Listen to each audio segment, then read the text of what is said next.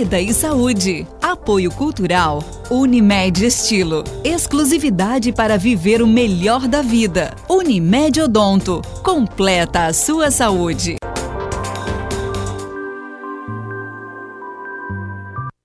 Pé diabético. Você já ouviu falar nessa doença? Os sintomas mais frequentes são formigamento, perda da sensibilidade local, dores e queimação nos pés e nas pernas, sensação de agulhadas, dormência e fraqueza.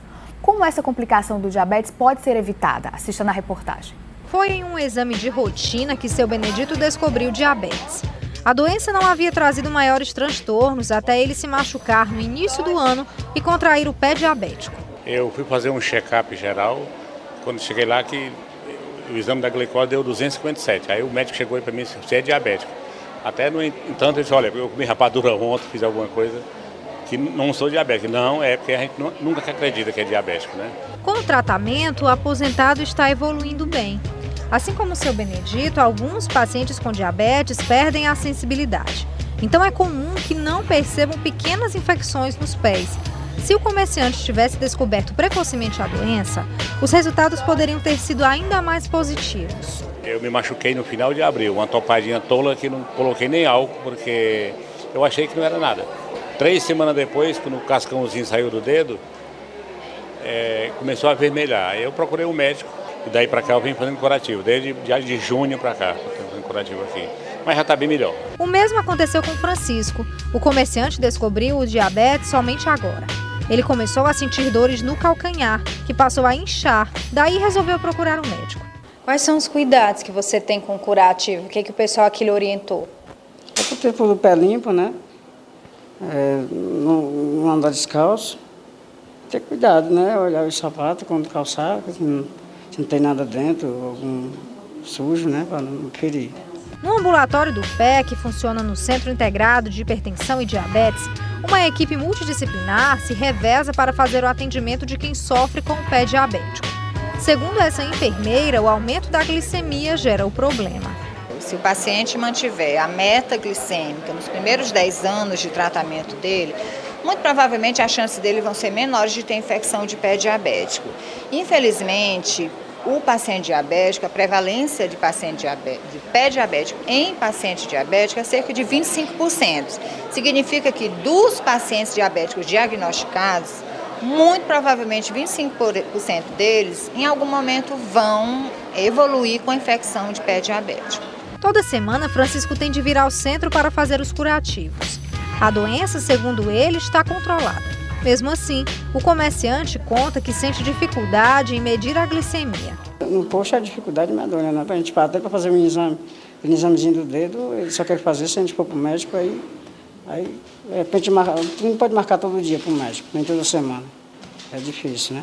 De acordo com a Sociedade Brasileira de Endocrinologia e Metabologia, metade dos pacientes com mais de 60 anos tem pé diabético. Daí a importância de, além de medir a glicemia regularmente, cuidar da saúde dos pés. Verifique todos os dias se os pés têm frieiras, calos ou ferimentos entre os dedos. Lave bem os pés e enxugue com cuidado. Não esqueça de usar hidratante para amaciar a pele. Evite andar descalço. Corte sempre as unhas em linha reta. Se a doença já tiver se instalado, o tratamento deve ser iniciado da forma mais rápida possível.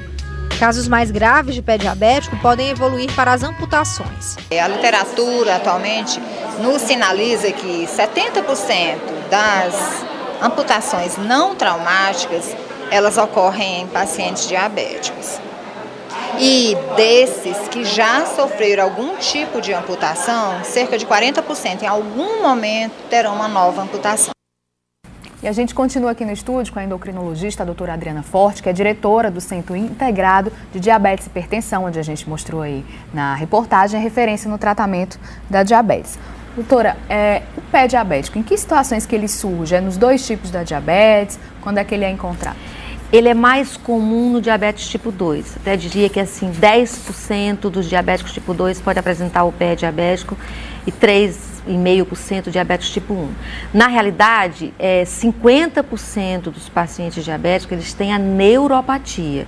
Eles têm a complicação crônica da parte neurológica dos membros inferiores, o comprometimento neurológico dos membros inferiores, que pode apresentar aqueles sintomas de dormência, de cãibra, de formigamento, pela neuropatia. Eles têm o pé em risco, eles não chegam até a ulceração. A ulceração já é uma complicação menos frequente, né? Quer dizer, quando a gente chama pé diabético, 10%, aí já está com a ulceração, com o pé, com a úlcera no pé.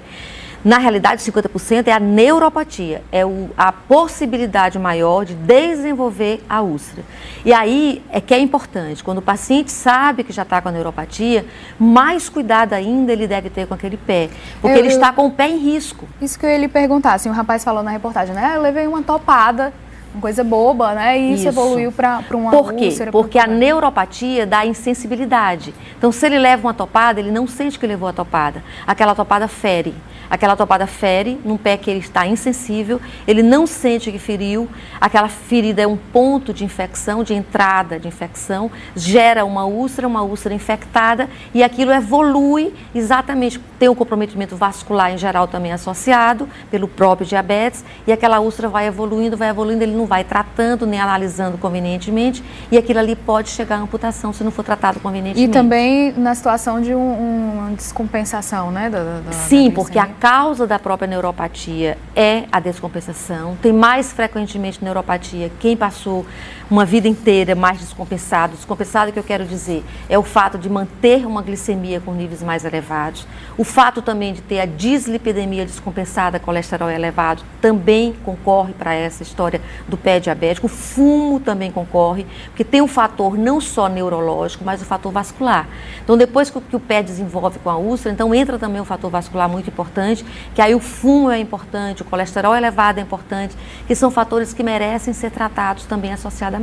Mas tendo essa atenção e esse cuidado, também não precisa ficar com uma neura de que vou perder meu pé, vou perder minha perna. Não, pelo contrário, a gente pode evitar, porque mesmo que apareça aquela úlcera sendo tratada de maneira correta, aquele pé não vai evoluir para uma amputação. E com relação ao tratamento hoje dos diabéticos, né? A gente viu também no depoimento na reportagem, o rapaz falou, é difícil até a gente medir a glicemia no posto, não consegue e tal. Na realidade, é disponibilizado as fitas de uma maneira geral para os pacientes que estão em uso de insulina, né? Porque na realidade quem toma insulina precisa fazer um ajuste dessa medicação quase que diariamente. Então todos os diabéticos tipo 1, eles têm disponibilizado no posto as fitas reagentes para fazer aquela glicemia capilar, porque o ajuste da medicação é exatamente quase que diariamente. Alguns diabéticos tipo 2 também que usam insulina têm essa disponibilidade. Na realidade, os pacientes que tomam medicação oral não têm tanta necessidade de fazer aquele ajuste diariamente. Algumas medidas devem ser feitas 2 ou 3 vezes por semana, então por isso que, de uma forma geral, não é disponibilizado para todos os pacientes diabéticos tipo 2. Doutora Adriana, por que o diabetes ele compromete todo quase o nosso organismo? Tem complicações, a gente já citou aí o pé, né? E existem tantas outras, a gente vai mostrar uma reportagem também sobre a saúde bucal, tem a questão da cegueira também, né? Por que esse comprometimento tão geral no nosso organismo? Porque o diabetes compromete os vasos, né? Compromete todos os vasos, quer seja os vasos da microcirculação, que são os vasos dos olhos, os vasos dos rins e uma parte dos vasos dos membros inferiores, quer seja os vasos da macrocirculação, que são os vasos do coração, os vasos do sistema nervoso central e uma parte também dos membros. Então, assim, como o diabetes compromete o vaso, a parte interna dos vasos, a parte endotelial dos vasos, e como também o diabético se associa com as alterações vasculares da dislipidemia, o colesterol é elevado, os triglicerídeos elevados, e como o diabético também tem o comprometimento vascular pela própria hipertensão, a vasoconstrição, então esses 3 fatores que vão em consequência gerar alterações vasculares importantes, o diabético tem fatores importantes que vão levar a alterações dos vasos. Então ele comprometendo os vasos e deixando com isso que não passe para os órgãos a parte da oxigenação necessária para que as células tenham uma vitalidade importante, todo o organismo é comprometido. Daí a importância de valores os mais normais de glicemia, valores os mais normais de pressão arterial, valores os mais normais de colesterol, de triglicerídeos e de HDL. E a genética, no tipo 2 da doença, que a gente sabe que é desenvolvido diferente do tipo 1, como a senhora já falou, né? A genética tem peso nesse tipo 2 também? Tem, a herança tem um peso muito grande no diabetes tipo 2, daí que é um fator de risco. Então, assim, as pessoas que têm na família alguém com diabetes tipo 2 já coloca-se como um fator de risco para o desenvolvimento do diabetes tipo 2.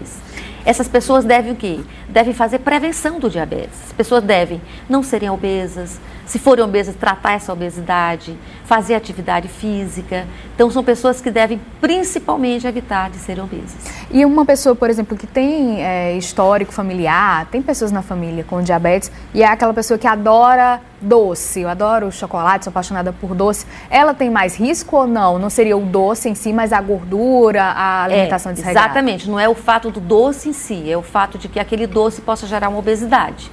Mas o doce em si, o fato dela comer um doce, ter mais vontade de ter doce, não significa que ela tem mais tendência para ser diabética, não. E a gente está perto de terminar esse bloco, mas eu queria que a senhora falasse sobre a qualidade de vida da pessoa com diabetes, né? Como é que ela pode seguir essas orientações que a gente citou aqui de forma rápida e ter uma qualidade de vida, conseguir ter uma alimentação regrada e fazer parte, conseguir ter essa qualidade nas nossas relações? Né? Olha, a gente sempre se preocupa que a primeira causa de mortalidade na população é o infarto agudo do miocárdio e o derrame cerebral, o AVC. Né? E que para evitar isso aí, na população geral, o que é que a gente sempre está colocando? Uma vida saudável, mudança de estilo de vida, independente de ser diabético, né? Ter uma alimentação saudável, praticar atividade física, não fumar, evitar o estresse na medida do possível, todos os fatores que levam a ter uma vida saudável para evitar essa primeira causa de morte na população. São as mesmas regras que a gente fala para um paciente diabético, né? Na realidade, o diabético tem só um pouquinho a mais, que não deveria comer o doce, na realidade o doce, o mesmo doce propriamente dito. Mas ele está fazendo isso em prol de uma vida com qualidade, né? Uma vida para não ter essas complicações precocemente, uma vida para não ter essa mortalidade tão precocemente também. E ele ter aquela qualidade de vida que a gente prega para a sociedade também, outra que não tenha diabetes. Então, eu diria, para uma qualidade de vida saudável para todas as pessoas, é a alimentação saudável, é a atividade física e é não ser obeso, né? De uma maneira geral. Okay, e isso é possível. E deveria ser possível. Muito bem, obrigada pelas dicas. A gente vai para o intervalo agora, na volta você vai entender por que a diabetes afeta também a saúde bucal e como se prevenir. A gente volta em 1 minuto.